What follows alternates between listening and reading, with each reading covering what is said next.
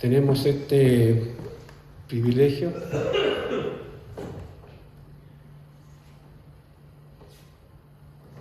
de estar leyendo esta palabra en esta mañana, en esta fecha, en este año. Este grupo de hermanos que se ha acercado hasta la iglesia para oír la palabra del Señor. Hay un dicho popular que dice: todo tiene solución menos la muerte. Y cuando a uno está en problema y alguien le dice este dicho, como que dice, claro, efectivamente, todo tiene solución menos la muerte. Pero hoy vamos a través de la palabra del Señor, vamos a entender que sí, también la muerte tiene solución.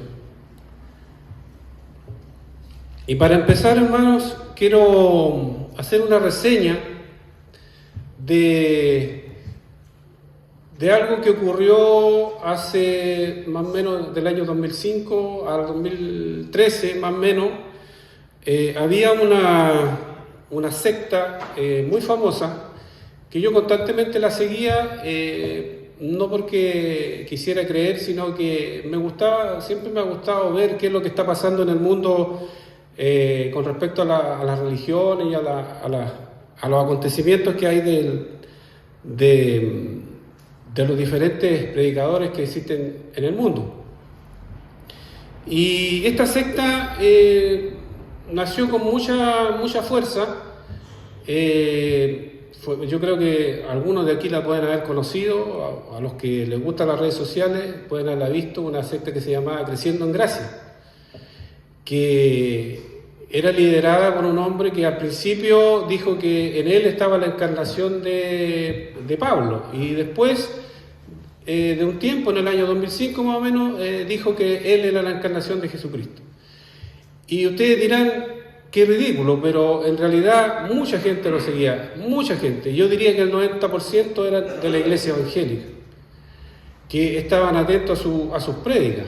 Él, la verdad, que manejaba extraordinariamente la Escritura, sobre todo las enseñanzas del apóstol Pablo. Y creció mucho en esos años, pero la verdad que incluso acá en Chile ya se estaban formando algunas iglesias, pero en Centroamérica, incluso en Estados Unidos, ya existían iglesias que estaban con esta persona. Incluso era entrevistado en la televisión y era afirmado efectivamente que él era Jesucristo. Y él había dicho, pues yo seguía todo esto. Él había dicho que en el año 2012 él se iba a transformar, su cuerpo se iba a transformar en un ser que nunca iba a morir. O sea, él no dijo que iba a resucitar, sino que él nunca iba a morir. Su cuerpo se iba a transformar y ustedes dirán, ¿cómo creer esto? Pero efectivamente mucha gente estaba esperando ese momento, y mucha gente, los seguidores de él, vendieron sus terrenos porque según ese día, el 2012, una fecha especial, él se iba a transformar, y también todos los seguidores de él se iban a transformar en seres, digamos, divinos. Y mucha gente, incluso personas una persona se supo que se quitó la vida porque después no ocurrió eso. Entonces, efectivamente, se pasó el año 2012 y no pasó nada, no se transformó. Pero el año 2013 se perdió esta persona, se desapareció. Y las redes sociales, todos preguntaban qué pasa con esta persona, hasta que en un momento se supo que estaba enfermo, que había sufrido una enfermedad. Incluso aparecían algunos videos, él hablando muy delgado, era bien gordito y mostraba mucha salud en su cuerpo, pero mostraban algunos videos que estaba muy delgado. Y efectivamente llegó el momento que se supo que este hombre murió de cáncer. ¿Y qué pasó con los seguidores? ¿Qué pasó con todos los que seguían a este hombre? Bueno, trataron de seguir inventando otras formas, digamos, o justificando la muerte, pero todos se empezaron a dispersar, se empezó a terminar, y por ahí tuve la oportunidad de ver una de las últimas reuniones que tuvieron, y la mano derecha de él renunció, delante de toda una tremenda iglesia, renunció porque ya no tenía, digamos, de qué atenerse, no tenía que sostener su fe. Y empezaron a renunciar, y esta secta prácticamente en estos momentos casi, o sea, por lo menos con ese nombre ya no existe. Desapareció.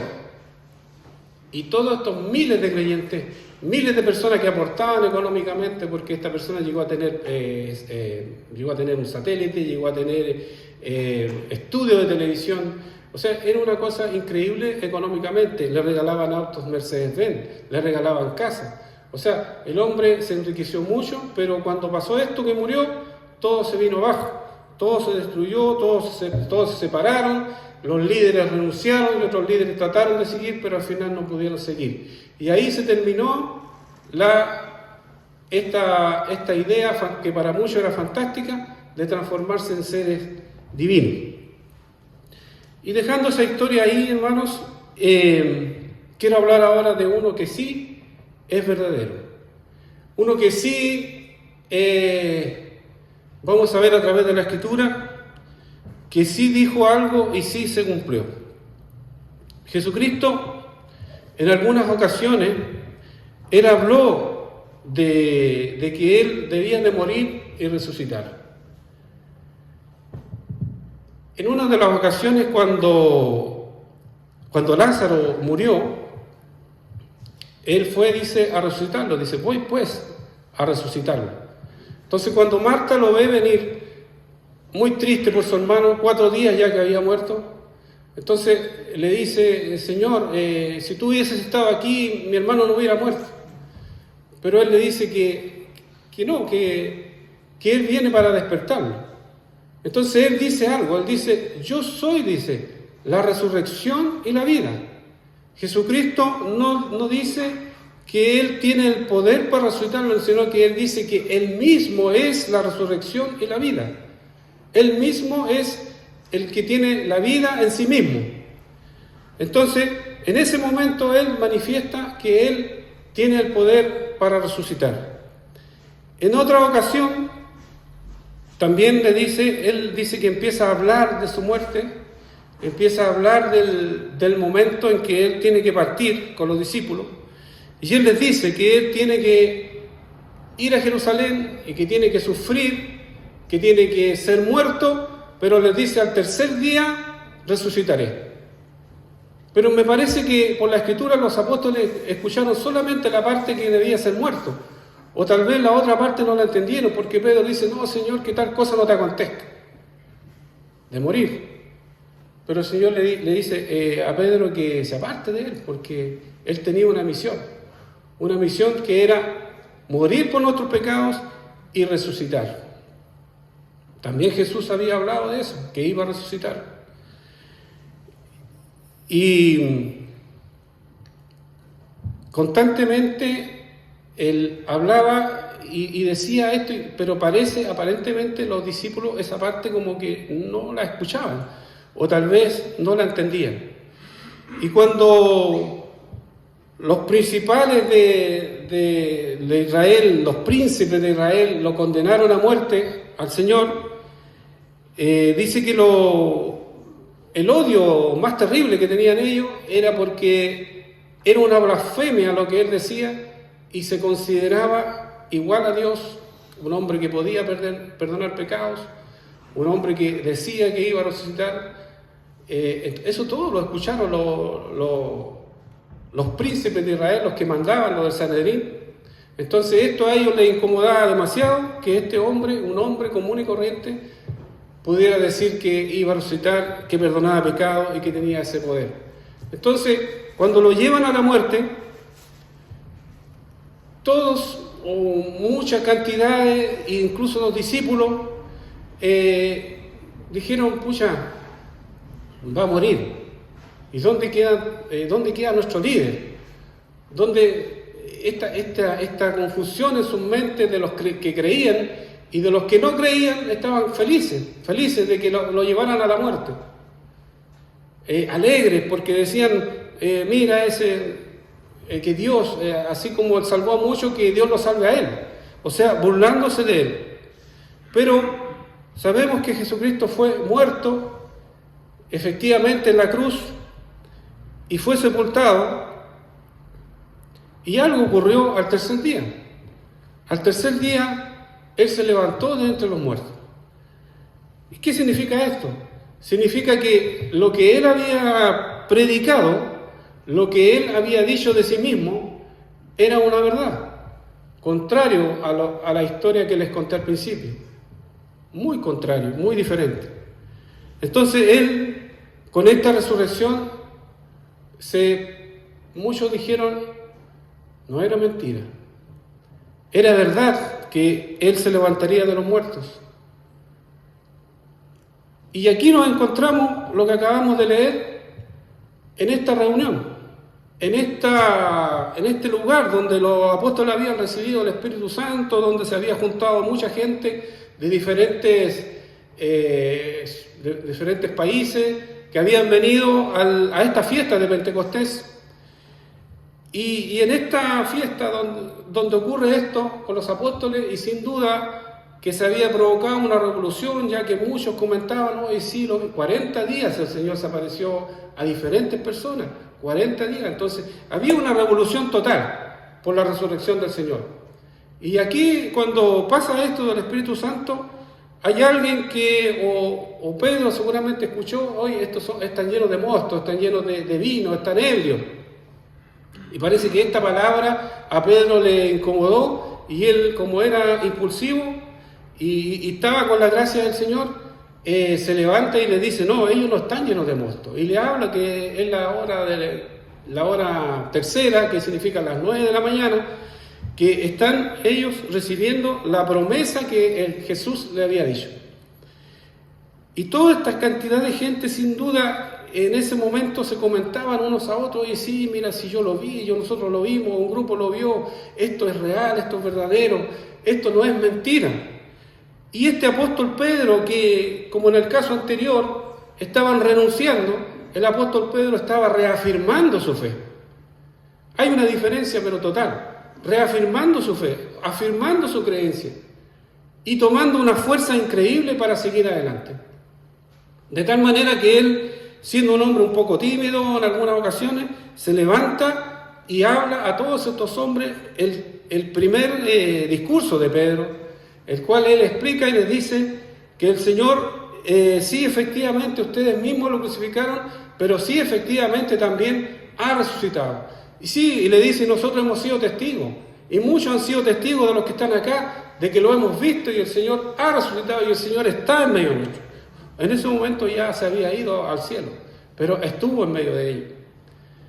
Y esta es la gran diferencia con la historia anterior, de que los hombres que creían reafirmaron su fe, y los que no creían, creyeron, porque dice que en ese día, en ese discurso, se convirtieron 3.000 personas.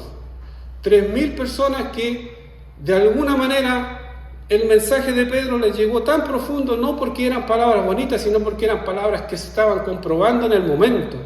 Eran palabras que estaban siendo tan ciertas en ese instante, que hombres que sin duda, muchos de ellos tal vez habían gritado, crucifícale, muchos de ellos tal vez se habían burlado del Señor, pero ahora se veían frente a esta realidad. Citando al apóstol Pedro el Salmo 2, citando también el Salmo 16, esas palabras de los salmos eran para ellos muy conocidas. Entonces reflexionaron y dijeron, sí, efectivamente, el Señor ha resucitado. Todo el ambiente que existía era que efectivamente lo que el Señor había dicho era que Él iba a resucitar. Entonces, en esto que está ocurriendo aquí, en que los creyentes reafirman su fe, los no creyentes creen en el Señor y se bautizan y se añaden a la iglesia. Posteriormente Pedro tuvo otro discurso donde se convirtieron 5.000. Es algo que se está esparciendo con una fuerza increíble, con la fuerza de la realidad, con la fuerza de que efectivamente el Señor había resucitado, con una convicción sin ninguna duda, porque habían estado con Él Tomás había introducido su mano en su costado. Todas estas cosas se comentaban, todo esto eran las noticias de ese momento. Todo era una realidad. Algo ocurrió aquí en este momento, es que Jesucristo se había levantado de entre los muertos, tal como Él lo había dicho.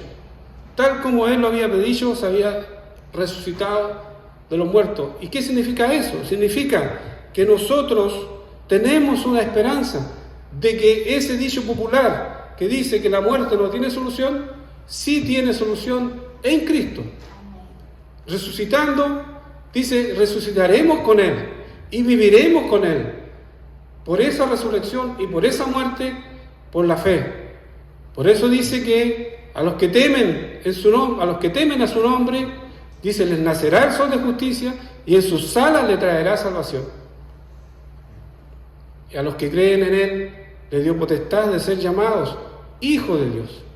¿Qué ocurrió aquí? La resurrección de Jesucristo, tangible, verdadera, y quedó registrada en los apóstoles y en la historia extrabíblica, cuando miles de cristianos entregaron sus vidas porque le habían visto, porque habían tenido la seguridad de que Jesucristo había resucitado y que vivía para siempre, y que ellos al morir estarían presentes al Señor, en la presencia del Señor. Para terminar, hermano, este sermón, meditando en lo que siente uno cuando lee estas palabras, el hombre político, su día más feliz es cuando su candidato llega a la presidencia.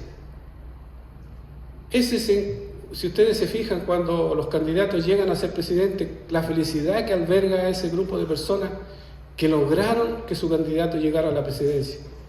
El día más feliz de aquellos que les gusta el fútbol es el día que su equipo sale campeón, ya sea a nivel de selección o a nivel de equipo. Una felicidad extraordinaria. Pero para los que creemos, nuestro día más feliz es el día en que Jesucristo se levantó de entre los muertos. Ese es nuestro día más feliz. No es un día que está en el futuro, sino es un día que ya ocurrió, un día que está en el pasado y que está también en el presente y está también en el futuro, porque Él vive y vive para siempre. Hermanos, efectivamente el Señor ha resucitado. Que el Señor les bendiga.